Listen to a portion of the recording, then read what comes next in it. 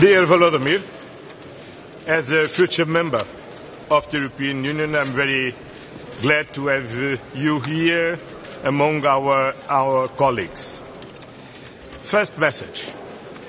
In spite of the great expectations created by President Trump's initiatives, that's clear today that unfortunately these initiatives doesn't match the goodwill of President Putin, and Russia is increasing the strikes,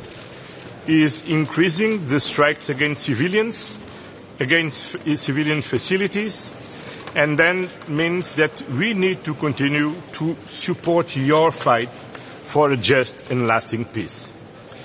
Today in the morning we approved already the 19th package of sanctions, targeting shadow fleet, banking and energy sector of Russia. And today in this European Council we will take the political decision to ensure the financial needs of Ukraine for 2026 and 2027, including for acquisition of military equipment. And this is a very strong message to Russia. We said repeatedly that we will support Ukraine as long as necessary and whatever it takes. And now we are concretizing this. And today we will take the political decision to ensure your financial needs for 2026 and 2027. Then, dear Volodymyr, welcome to your house, and I think we will have a very good European Council. Thank you very much, Antonio. Dear journalists, thank you first of all for invitation, and this decision of 19th package of sanctions is crucial for us. Thank you so much. And today it goes together with the yesterday's decisions of President Trump on energy, also sanctions package. We waited for this. God bless, it will work. And this is very important. So I agree with you totally that Russia doesn't show that they want to stop this war. They attack us. You see, again, kindergartens, schools, just civilians, and they increase this pressure. It means that we have not only to defend with all Europe, with the United States together, we have to pressure on Putin. Stop this war. Pressure, it means sanctions packages, long range, air defense, and of course financial support, about what we will speak together today. This is the main thing, that together. Thank you for this unity, thank you for this support. Do you think the sanctions just announced by the EU but also the US will make a difference in this war? What will be what? The sanctions both from Europe and from the US will make a difference. I think that we will see. So I think that, of course, it's more tough sanctions on Russia. 19th package is very important, and of European leaders, of EU, but American sanctions are also very important. And this is a good signal to other countries in the world to join the sanctions. You know that not only energy, we need shadow fleet, etc., and continue until Putin will stop this war. So these are decisions very important. Do you think a ceasefire is still possible? Do you think a ceasefire is still possible, President Zelensky? Do you think a ceasefire is still possible? Ceasefire is possible, of course. And I think all of us need ceasefire.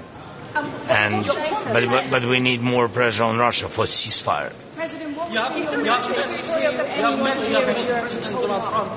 How was it, that meeting? A long meeting, important meeting. We discussed a lot of things which can be openly. We can share opinions, but there are some things on which we work. It's about long range. I can't share a lot of details, but I hope that decision will be made. The Tomahawk missiles, can you tell us anything about that? Tomahawks, so I think that you heard it from President Trump. It's a very sensitive decision, but it's like sanctions before. It was unbelievable, but now we see the decisions on these energy sanctions, which are very important. And that's why I think with long range we will have the same decision in some future, but it depends on American side, exactly on their side. Is there territorial concessions? No territorial concessions. Another question is Mr. President, how about the peace summit? If the sanction doesn't help, how about the peace summit? We said that we were ready to support ceasefire.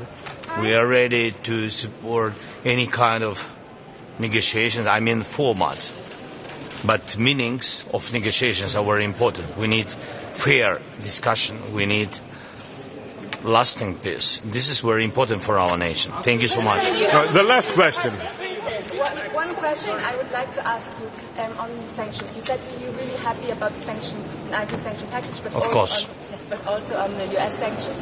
But does this mean, for example, also that you would wish that the EU will go out of gas and phasing out gas even quicker? Is this also necessary? Also necessary what? That the EU phases out gas, Russian gas. Yes, of course, it's very important. I think the 19th package includes the LNG. This is the answer. Thank you so much. Sorry. What's your message to Sorry? He said whatever it takes to support Ukraine, which I understand is a political decision.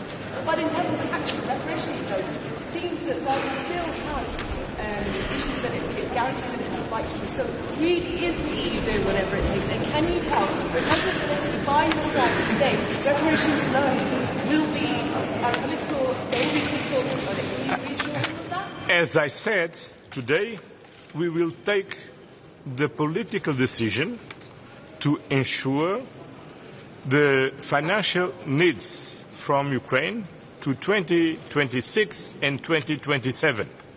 The technicality of the solutions, we continue to work with the European Commission.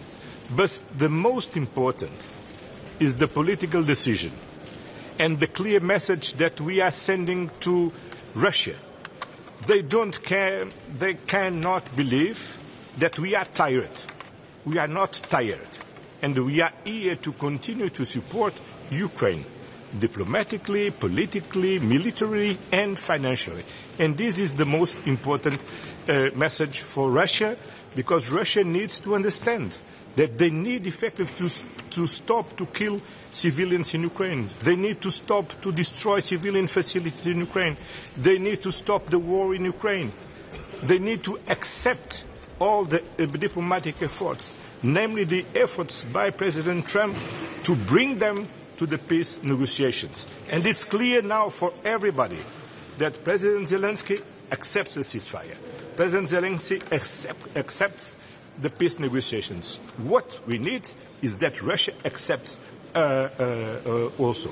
And last week, once again, the expectations created by President Trump was very welcome from everybody. Everybody wants this. Unfortunately, there are only one person, there are only one part on this that doesn't accept, is Russia. And that's the reason that on one hand we need to continue to support diplomatic efforts, but on the other hand, as we have always said, we will continue to support Ukraine by all means. And today we will take the political decision to ensure to support the financial needs of Ukraine from the next 2 years. And that means that they have the capacity, the financial capacity, to continue their fight for a just and lasting peace. And Russia should understand this. Thank you very much.